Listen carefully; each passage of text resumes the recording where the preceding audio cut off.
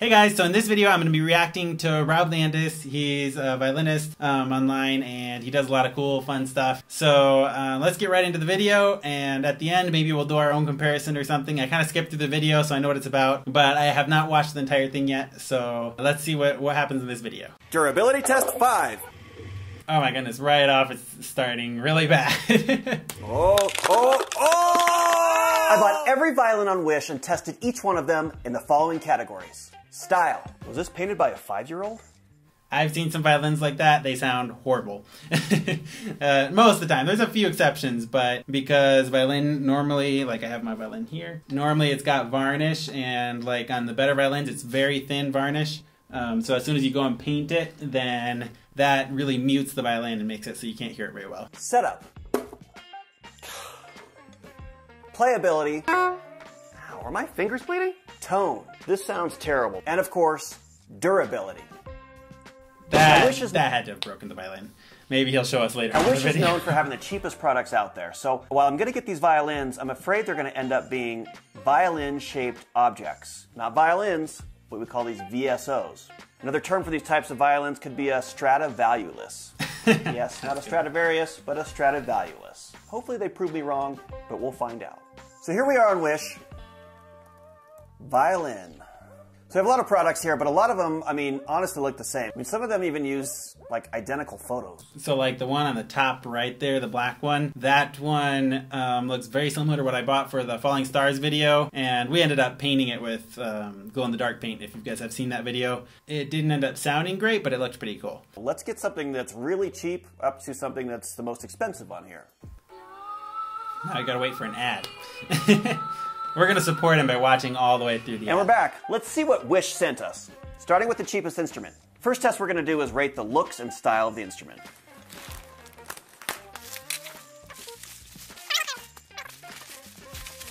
Okay, here's the cheapest violin. Let's see how it looks. Ooh, that is really pink. It's actually really pretty. I mean, it's clearly very cheaply done. Like 1 or 2 coats of spray paint. This is not varnish. They're not even trying.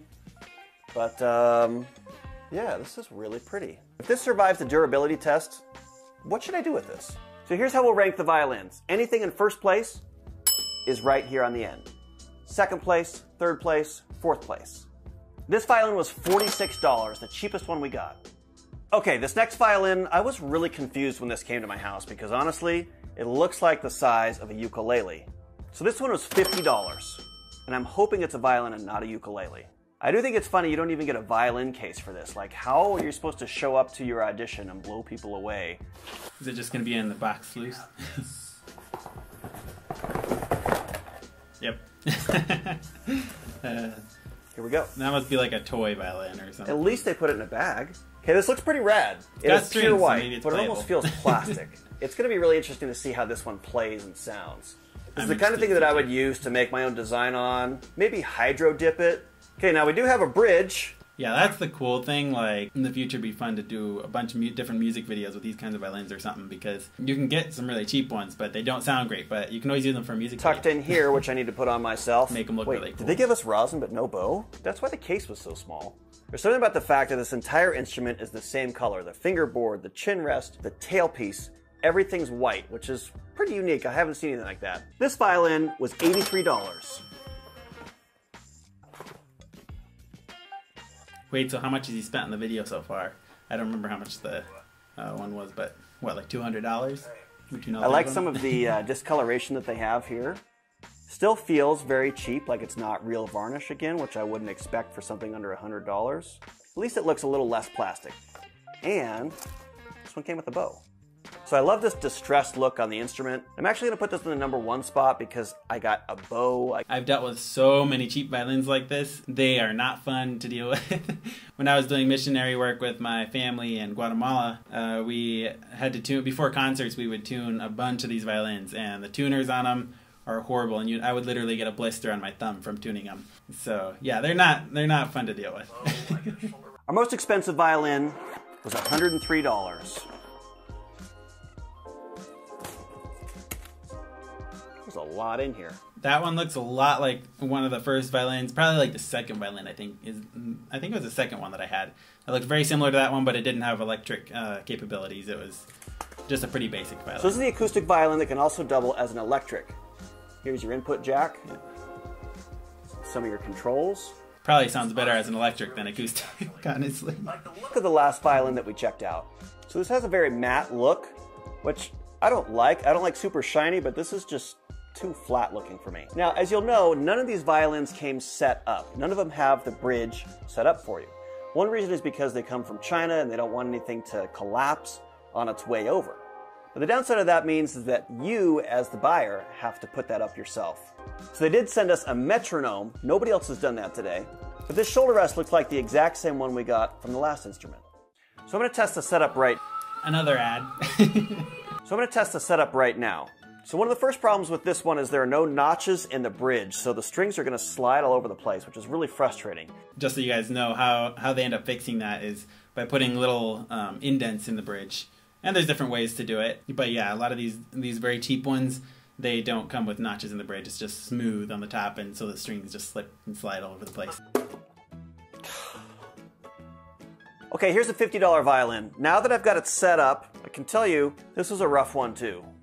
And it's rough because some of the strings, especially the E string, is almost touching the fingerboard the entire way up, which makes it really hard to be able to be accurate when you're putting your fingers down on that string. The pegs are made out of plastic. They didn't even try to hide that. Now I want to put this in the 4th position because the pegs are plastic, and like I said, they don't even try to hide it. Looks like the whole violin's plastic. So we're going to put this in 3rd place. Okay, here's the one for $83. Now, whereas the last two had bridges that were too low, this one's way too high. I mean, this looks like the Grand Canyon between... It's actually, like I said a few minutes ago, it's way better actually that it's high, because then you can cut the notches and then you sand the top and you have little notches and everything. If it's too low, you have to start with a new bridge if you're trying to set it up nice. This string and the fingerboard, you can't even press it down up there. It's about the right height down here in 1st and 2nd position, but it just gets way, way too high too quickly.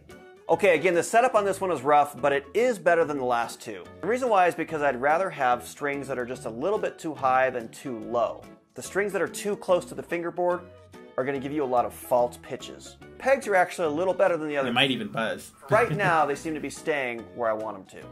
So let's put it up at number 2. Gosh. It's going to get really low marks. Okay, so for the setup on the 100... So this is how you set up if you're ever trying to put in a bridge yourself. Mine is very bent.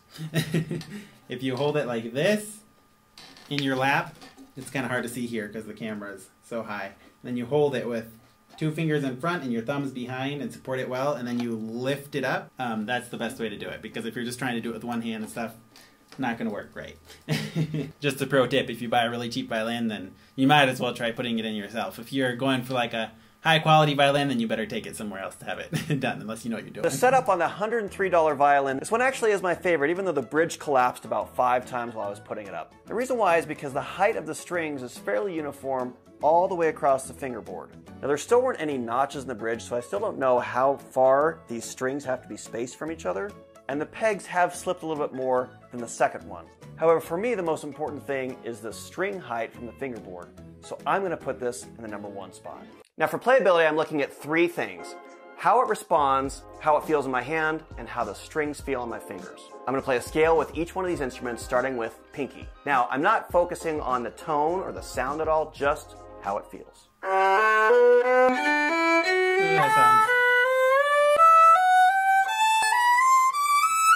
So the first thing I notice is that these strings are extremely thin, very cheap. There's not a lot of core to it, so it's going to be hard for us to get a good tone. The other thing is that I actually found myself playing out of tune when I know those notes that I'm playing normally would be in tune. That could be the way that the fingerboard or the... What actually happens a lot is when you're playing on a cheap violin, if you're playing on a cheap violin and you put down pressure, then it changes the note. Even with higher quality violins it happens, but you have to really push down in order to get it. Let's see. Like, it doesn't change much, but on really cheap violins, you'll definitely hear it go da, da. So, just something that happens. So if you're playing on a really cheap violin, then you're going to be out of tune no matter how in tune you are. Bridge is shaped. It's going to be really hard to make this sound good, so I'm going to put this at a number 3.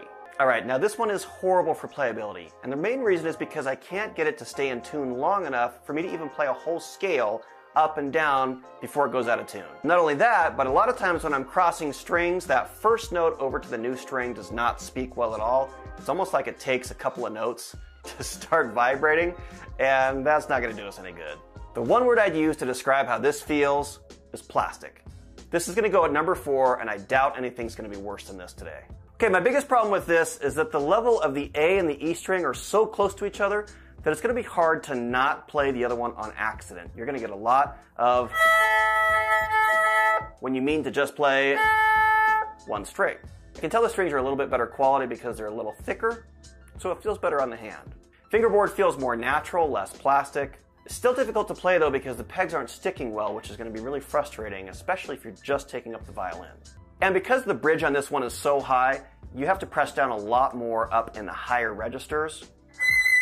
I had a quality violin actually at one point that had this problem. It was just as you go higher, the strings were just so high and the bridge was so low. So a friend of ours went and fixed the fingerboard, but it's still in the US and I haven't found a good way to bring it here to Mexico yet. So hoping to get that one back soon. But yes, very uncomfortable when you're playing up high and the strings are just so high because it literally just cuts into your finger. It's And because that string is still so thin, especially the E string, you are going to feel it in your fingers. It's not pleasant. I'm going to put this at number 2 for playability because it is better than the plastic one in the end, but at least it's somewhat in tune for the duration of the scale. Okay, finally, this one felt the most like a normal violin. I would still classify this as a violin-shaped object, but at least it felt okay as I was playing up and down the fingerboard. The strings feel a little higher quality. Whenever I change strings, that next one is able to speak really well and not take a couple of notes to finally vibrate like the other violins did. The E string was still a little too high above the fingerboard for my liking, which again made me have to press down harder, but this easily goes into the number 1 spot for me. So these violins ended up ranking about where I expected, with the most expensive one being number 1, only down at the bottom, the pink one, which is the cheapest, was slightly better than the white one, which was unplayable. Now I've got another beginner level instrument that I want to throw into the mix and see how it sounds, see how it feels, because some of you are looking for new violins. Now this one is more than double than everything else that I've tried so far. It's around $250 for the whole package, but I'm hoping it's going to sound better and feel better, but we'll find out by starting with the blind test. And we got another ad.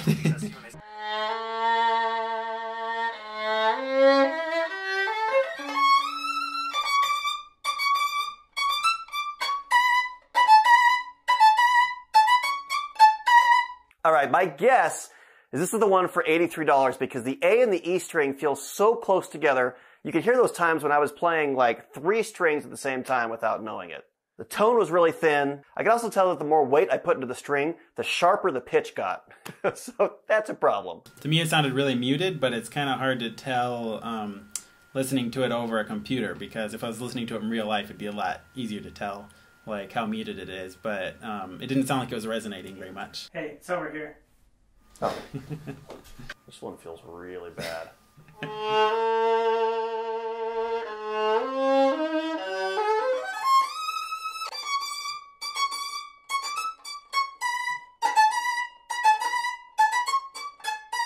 All right, so this one I'm guessing is the $103 one we got off of Wish, because it actually feels the easiest to play. The string height for all of the strings feel very even. The tone's very even. It responds fairly well. It still has a thin sound. I wish it were a little broader and thicker, but I'm going to guess this is not the pink one or the white one. I'm going to put this at place number 1.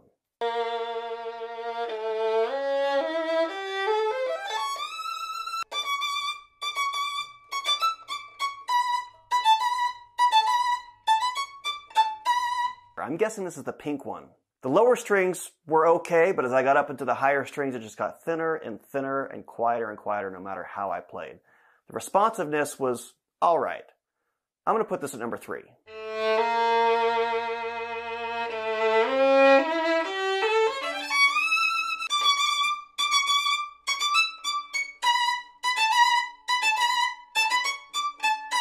Best by far. This has to be the Shar instrument, because I've got enough body in all of the strings, as well as great response, great tone, and the feel of it is just It feels very familiar, so it feels like a professional instrument, especially compared to what I've been playing all afternoon. This one is my new number one.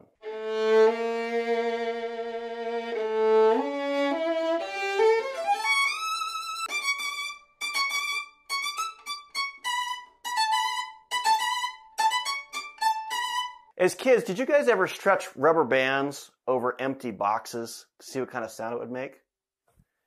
You could have just used this.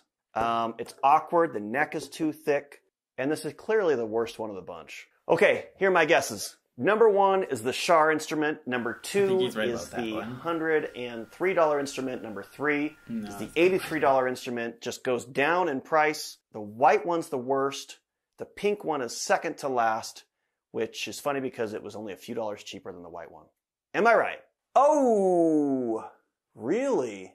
Now the blind test really was a blind test. I had no idea which ones I was playing, and this one easily came out on top. The reasons why are several. One is because the setup matters. Shar has trained technicians in Michigan set up and test every single one of the violins that they send out to customers. The curvature of the bridge on a lot of these Wish violins was a huge problem. Yeah, it actually is true. If you're learning to play violin, it is best to just go a little bit further. Like, you don't need to spend anything crazy, but if you go a little further than, like, you know, around maybe $150, $200, then you can start getting something. If you find the right instrument, you can start getting something that's not horrible. Like, that can do pretty good. And if you can try them first, that's always better. Or have a musician friend try it out and see how it sounds and how it works. That's the best, because it's not always about price. Now we're going to test each one of these in a variety of normal situations that you might encounter as an everyday violinist. Like walking around and having it fall out of your case.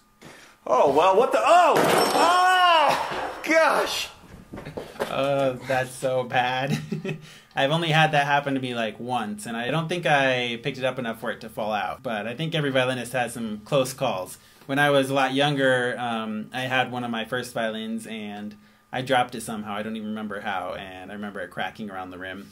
But, yeah, definitely a violinist's worst nightmare. To hear that sound is just... It's the worst sound ever. I think it actually... Great attitude. No. We're good. Let's say that you're exercising, and you exercise in the same room that you practice in. What happens when you drop a weight on that instrument? Ugh.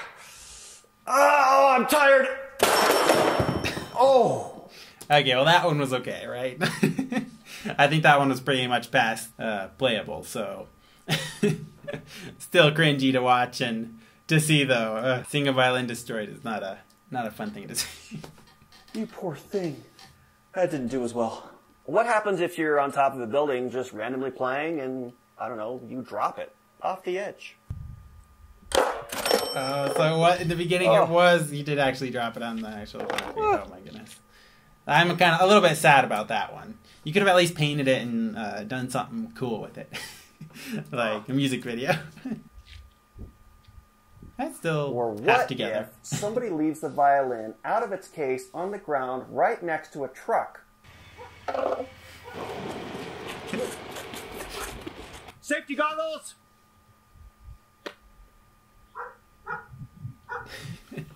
Mark Rober, eat your heart out.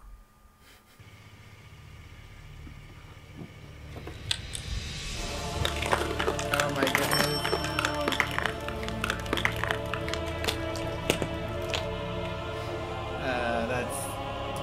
That's sad. I'm going to tell you a story about something similar to this. So my sister at one point had a violin, and this was in Guatemala. We had around 80 students at one point that we were doing concerts with and stuff. So one time when we were doing concerts, the teachers, my family, people in charge were always very busy running around and very distracted. And so my sister at one point left her violin behind the Jeep, and I think it was Elizabeth or my dad that ended up backing up and running over the violin. And it wasn't quite this bad, but it went over like the middle, and it didn't break in so many tiny pieces. Let me just say that everybody was a little bit excited after that. And we actually did end up putting the violin back together. My dad ended up gluing it. It works to this day, as far as I know. It was kind of interesting to see it put back together, and it actually ended up sounding even better after it was put together. So we were always joking around after that, like, should we run over a violin and then fix it up so it sounds better? No, but this is pretty sad to see. That's crazy. I can't believe they actually ran it over on purpose. What'd you mark?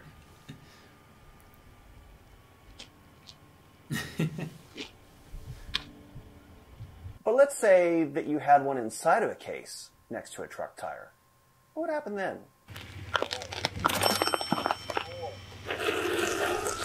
No. Yeah, that's more like what happened. This did. My sisters. I just decided to put that in there. No, you didn't. Yes, I did. Woo! They didn't put that one in. Give him a fair trial. Totally fine. Perfect. They got me on that one. That concludes our test, and let's be honest, those Wish violins didn't deserve anything better than what they got. I'll see you next time. They could have sat up on a wall or something, like, for decoration. If you ever destroy more violins, Rob, just know I can use them for a music video if you don't have a better use for them. So, no, it was an awesome video, and Rob definitely seems like a really cool guy. It would be fun to meet him in person sometime.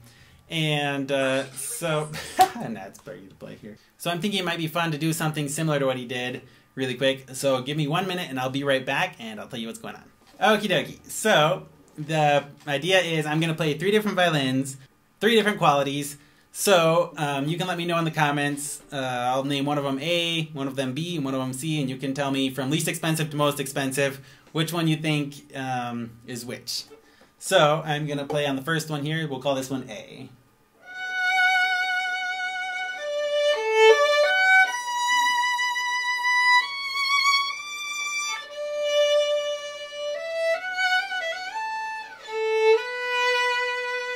Here's violin B.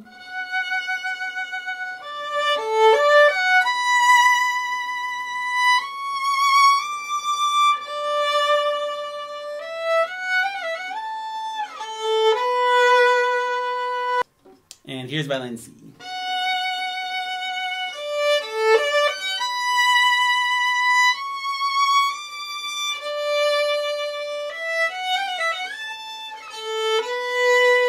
So let me know in the comments which one you thought was which. I'm really interested to see what you guys choose. Again, just put from what you think is the cheapest to the most expensive. So it can be A, C, B, or A, B, C, or whatever you guys think. And I'll read through those and I'll let you guys know if you guys were right or wrong. A lot of you guys are musicians, so I'm pretty sure you guys will get it right.